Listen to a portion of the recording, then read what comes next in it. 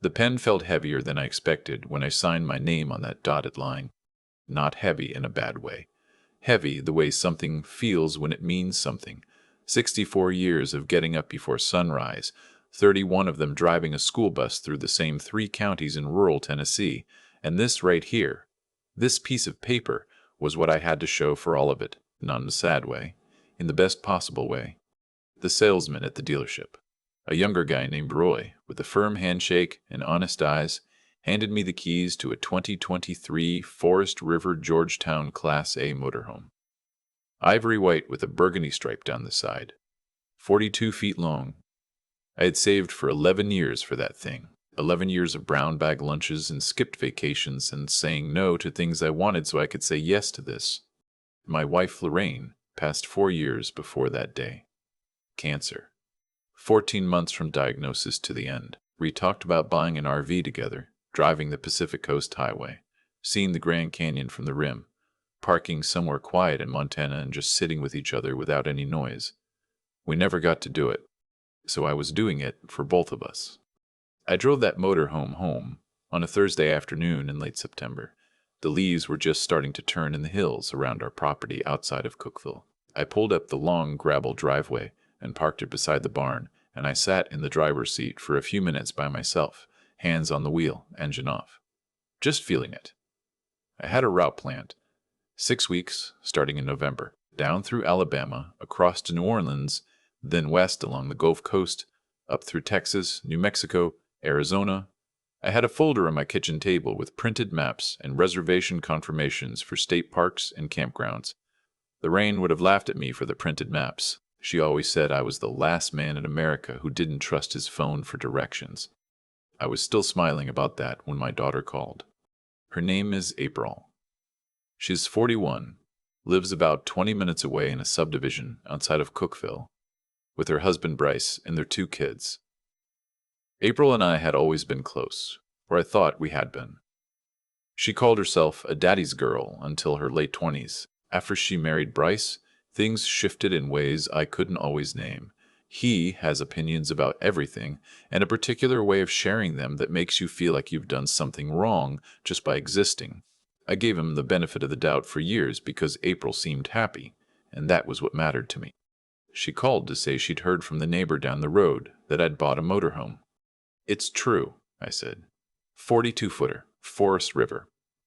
I pick it up officially tomorrow, doing the walkthrough with the dealer.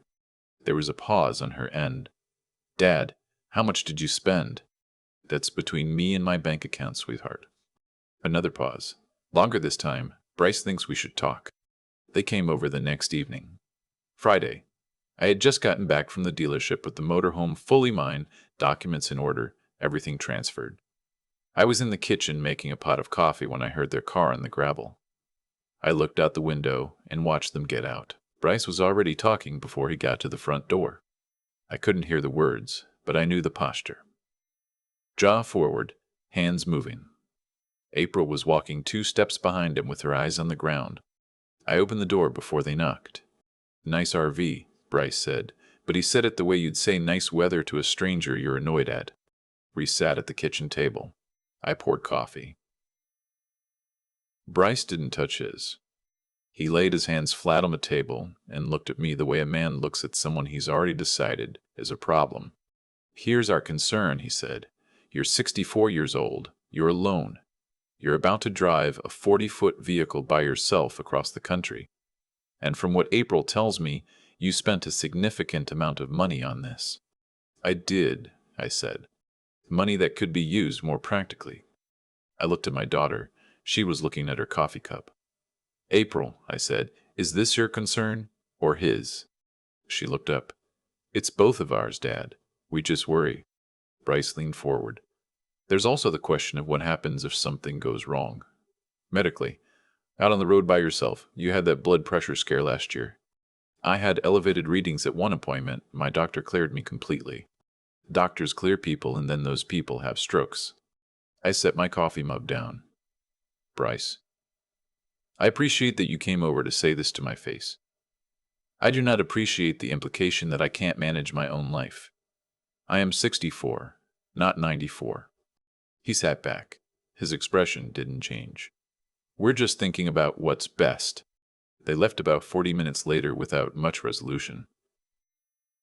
April hugged me at the door and held on a little longer than usual, and I thought maybe that was her way of telling me she was sorry for the conversation. I told her I loved her. I meant it. I should have known it wasn't the end of it. 3 weeks later, on a Tuesday morning, I came out of the house to start doing some prep work on the motorhome, checking fluid levels, testing the generator, making sure the water lines were right, and I noticed the external storage bay on the driver's side was hanging slightly open. I always latch it. I walked over and saw that some of my tools had been moved around. My initial thought was a raccoon, which had gotten into things before. But raccoons don't move a torque wrench from one side of a shelf to the other. I went around to the cab and checked the door. Unlocked. I was certain I had locked it. I didn't say anything to anyone. I just started being more careful. 2 weeks before my planned departure date, I came home from a grocery run to find Bryce's truck parked in my driveway. He was standing outside the motorhome cab with the door open. Just standing there, looking inside. He hadn't heard me pull up. "What are you doing?" I asked. He turned around without a trace of guilt on his face. "Looking for the registration paperwork. April thought it might be in here in case you forgot to transfer your insurance properly. My insurance is fully updated, and even if it weren't, that would not be your business to go looking for." He held up both hands, just trying to help. He left, and I stood in my driveway for a long time after his truck disappeared around the bend. Something in my gut told me that whatever this was, it wasn't done. I'm not a man who panics easily. 31 years of managing a bus full of kids in every kind of weather will do that to you.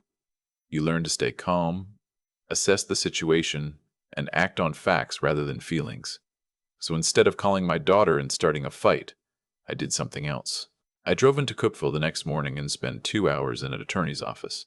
Her name was Pauline, a property and estate lawyer I'd used once before when Lorraine passed. We talked through everything. When I left her office, I had a very clear picture of exactly where I stood, what I owned, and what steps to take if anyone tried to challenge that. I also had a small envelope, sealed, that Pauline had prepared at my request. I put it in the glove compartment of the motorhome, tucked behind the vehicle manual and a small photograph of Lorraine I kept there. The next 8 days were quiet. Too quiet. April texted a few times asking how the prep was going. Normal messages, pleasant even. I answered them the same way. Then, on a Thursday morning, 5 days before I was scheduled to leave, I woke up and looked out my bedroom window and saw that the motorhome was gone. Not broken into, not vandalized, gone, driven off. I put on my boots and my jacket and walked the full length of the driveway to confirm what I already knew. The gravel where it had been parked was freshly disturbed. Tire tracks heading down toward the road. I went back inside and called my daughter. She answered on the second ring. "April," I said, "where's my motorhome?" A silence. Then, "Dad, we need to talk." "I agree. Tell me where my vehicle is." She put Bryce on the phone. "We moved it to a storage facility," he said, "just temporarily, for your own safety." "You moved my vehicle, without my knowledge, without my permission. You're not in a position to." "Bryce." My voice was steady. I had decided before I picked up the phone that I was going to stay steady. "That vehicle is registered in my name. Insured in my name. Paid for in full by me. What you just did has a word for it. We're filing a motion," he said, "with the county court for an emergency guardianship evaluation. April and I believe you are not currently capable of making sound decisions for yourself, and we are within our legal rights to request a competency review." I sat down in my kitchen chair. He kept talking. I let him. He talked about my age, about living alone, about the blood pressure appointment, about the amount of money I spent on the motorhome, about some conversation I apparently had with a neighbor, where I allegedly repeated myself. I had no memory of that conversation. I still don't think it happened the way he described it. When he finished, I said, "Bryce, I want you to check something." "What?" "There's an envelope in the glove compartment of that motorhome, behind the owner's manual on the passenger side. I want you to open it." A pause. "Why?" "Just open it and read what's inside." I heard movement. I heard a car door. I heard the snap of the glove compartment latch. Then silence. Then the sound of an envelope being opened. Then nothing for a long moment. The envelope contained a letter from Pauline's office, dated and notarized, outlining the results of a voluntary cognitive assessment I completed 2 weeks prior at the request of my own physician. Full marks. No indicators of diminished capacity. It also contained a copy of my updated will, a durable power of attorney designating my brother Clyde, not April, not Bryce, as my decision-maker in the event of genuine incapacitationen, and a 1-page summary from Pauline explaining exactly what Tennessee law said about unauthorized operation of a registered vehicle. There was also a short handwritten note from me at the back. It said, "I've been planning this trip for 11 years. I earned everything I have. If you proceed with any legal action, Pauline will be filing a complaint for vehicle theft and unauthorized access to private property. This is not a threat. It is a statement of what comes next if you choose it." Bryce didn't say much after that. He said he needed to talk to April. I told him to go ahead. I told him the motorhome needed to be back in my driveway by end of day, or I would be making a call I didn't want to make. It was back by 4 in the afternoon. April came with it. She sat in my kitchen and cried for about 20 minutes. And I let her. I handed her a box of tissues and I didn't say anything until she was ready to talk. She told me that Bryce had convinced her over several weeks that I was struggling, that neighbors had called with concerns, that she was doing the right thing. She said she believed him because she was scared of losing me the way she lost her mother, and fear does things to your reasoning that are hard to explain until you're out the other side of it. I understood that. I told her so. What I also told her was that I was not going to pretend the last several weeks hadn't happened. I told her that Bryce had entered my property and my vehicle without permission, had misrepresented my state of mind to a court filing, and had taken an action that carried real legal consequences. Whether she was aware of everything he was doing was something only she knew. But I told her clearly, if anything like it happened again, I would not be calling her first. I would be calling Pauline. She nodded. She said she understood. I don't know if she meant it or if she was just scared. Time would tell. Bryce never came to the house again after that. I don't know what happened between them. It wasn't my business to know. The guardianship motion, it turned out, had been filed but not yet assigned to a judge. Pauline moved quickly and had it withdrawn within 72 hours, attaching the cognitive assessment results and a letter detailing the unauthorized vehicle removal. The filing attorney on Bryce's side apparently declined to pursue it further once the documentation was presented. Pauline told me later that the kind of filing Bryce attempted, using anecdotal concerns without medical evidence, rarely gets traction in Tennessee courts, but it costs the target time, money, and stress. She said that was often the point. I left on the morning of November 14th, a Saturday, just after 7 a.m., cold and clear, the sky that particular pale blue you only get in the South in early winter. I had my route printed out on the passenger seat. I had Lorraine's photo in the glove compartment, along with everything else. I drove through Cookville and got on I-40 heading west. The motorhome handled beautifully, smooth and steady on the highway, responsive, quiet inside. I had a podcast on for the first hour, and then I turned it off and just drove into silence. The hills of Middle Tennessee rolling past on either side. The light changing on the fields. I thought about the 11 years of brown bag lunches. I thought about Lorraine and the Pacific Coast Highway we never drove. I thought about the Thursday morning I looked out my window and the motorhome was gone, and the way my stomach dropped, and the decision I made in that kitchen to stay steady. I thought about Roy at the dealership handing me those keys. At a rest stop in Memphis, I called my brother Clyde. He answered on the first ring. I told him I was on the road. He said, "Well, it's about damn time." I laughed. I hadn't laughed like that in a while. Outside of Little Rock, I stopped at a diner for lunch, sat at the counter, ordered a hot beef sandwich and a cup of coffee, and looked out the window at the motorhome in the parking lot. A couple walked by, and the man pointed at it and said something to his wife, and she nodded in the way people do when they see something they wouldn't mind having for themselves. I left a good tip and got back on the road. The Gulf Coast was everything I had hoped. I parked at a state campground outside of Biloxi, Mississippi, on my third night. The site was right on the water. I sat outside in a folding chair until nearly midnight, listening to the waves, a blanket over my legs, coffee in a thermos. The kind of quiet that reaches all the way down into your chest and loosens something that's been tight for a long time. I thought Lorraine would have loved this. Then I thought, she does. It sounds strange, maybe, to people who haven't lost someone they were fully intertwined with for decades. But I have long since stopped needing it to make sense to anyone else.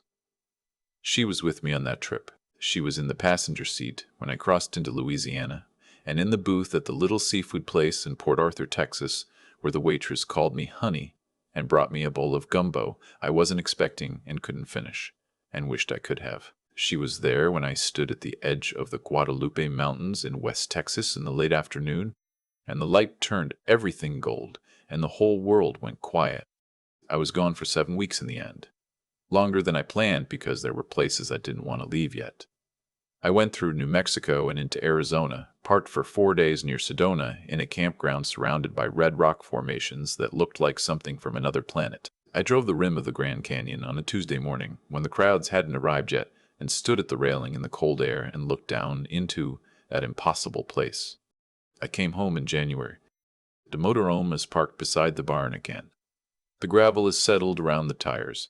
The inside still smells faintly of the campfire from a site in New Mexico where I sat with 2 retired school teachers from Oregon for 3 hours one night, trading stories.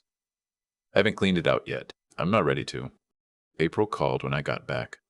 The conversation was short and careful, the way conversations are when something has broken and you're both trying to figure out how much of it healed and how much of it is just held together now with careful words. She asked if I had a good trip. I told her it was the best thing I've done in a long time. She said she was glad. I meant to say more. Maybe I will eventually. There's a man at my church, Howard, who retired 2 years ago and keeps talking about the RV he wants to buy someday. Every Sunday he brings it up. Someday. I heard him say it again last week, and after the service I found him in the parking lot, and I told him there's no such thing as someday. I told him to go to the dealership, sit in the driver's seat, figure out what it feels like, and decide whether he can afford to wait. He laughed and said his kids would think he'd lost his mind. I told him that was sometimes the point. I drove home with the heater on and the radio low, through the county roads I've known my whole life, and I thought about that envelope in the glove compartment. Still there, still tucked behind the photograph. Some things you prepare because you hope you'll never need them. Some things you prepare because you know yourself well enough to know that the world will occasionally require you to prove what you already know to be true. I know who I am. I know what I earned. And I know the difference between someone who worries about you and someone who wants to decide for you. That glove compartment is still locked. I think about that Thursday morning more than I probably should, standing at the end of my own driveway in my boots, looking at the indentation in the gravel where the motorhome had been, the quiet of it, the particular kind of insult that comes not from a stranger, but from someone who sat at your kitchen table and drank your coffee. What happened to me wasn't unique. I know that now. I've had enough conversations at campfire sites and church parking lots and diner counters to understand that this particular kind of taking, the kind dressed up as concern, happens to people every day. Someone decides you've gotten old enough that your choices are negotiable, that your name on a title is more of a suggestion than a fact, that your life, the one you built and paid for and survived losses inside of, is now subject to their approval. Bryce wasn't evil. I want to be honest about that, even now. He was a man who had convinced himself that what he wanted and what was right were the same thing. That's not evil. It's something quieter and more common and in some ways harder to argue with, because the person doing it genuinely believes their own story. But here's what I know about cause and effect. Stripped of any comfort or sermon, the world has a way of returning to people exactly what they put into it. Not immediately, not dramatically, just steadily. Over time, the way water finds its level. Bryce reached for something that wasn't his, and what came back to him was an envelope full of evidence that the man he'd underestimated had been 3 steps ahead the whole time. That's not luck. That's what happens when a person has spent decades making careful decisions quietly, without needing anyone to notice. I didn't stay ahead of him because I'm particularly clever. I stayed ahead of him because I've always believed that doing the right thing includes doing the prepared thing. Lorraine used to say I was the most unromantic practical man she'd ever met, and she meant it as a compliment. Taking care of your affairs, knowing exactly where you stand legally and financially, keeping your documents in order. That's not just paperwork. That's self-respect made visible. It's the difference between hoping people treat you right and being able to require it. The thing I'm most grateful for, looking back, isn't the outcome. It's that I didn't panic. 31 years of managing a school bus full of kids in ice storms and fog will teach you something about staying calm when a situation calls for it. When I found that motorhome gone, every part of me wanted to pick up the phone and say things I couldn't take back. Instead, I made coffee, sat down, and thought clearly. That choice, just that one choice to stay steady, is what made everything else possible. You cannot think your way through a crisis if you've already handed your composure away. And April. My daughter, who got swept up in someone else's certainty and lost herself in it for a while, I don't hold it against her. Fear of losing a parent does strange things to your judgment, and she was operating inside a story Bryce had been writing for her for weeks. What I hope for her, and what I've told her plainly, is that she learns to trust what she actually sees over what she's being told. That's its own kind of strength, the willingness to look at something clearly, even when the person standing next to you is very sure about a different version of events. I left for that trip in November, and I came back in January, and the glove compartment is still locked, and I'm already planning the next route. That's enough.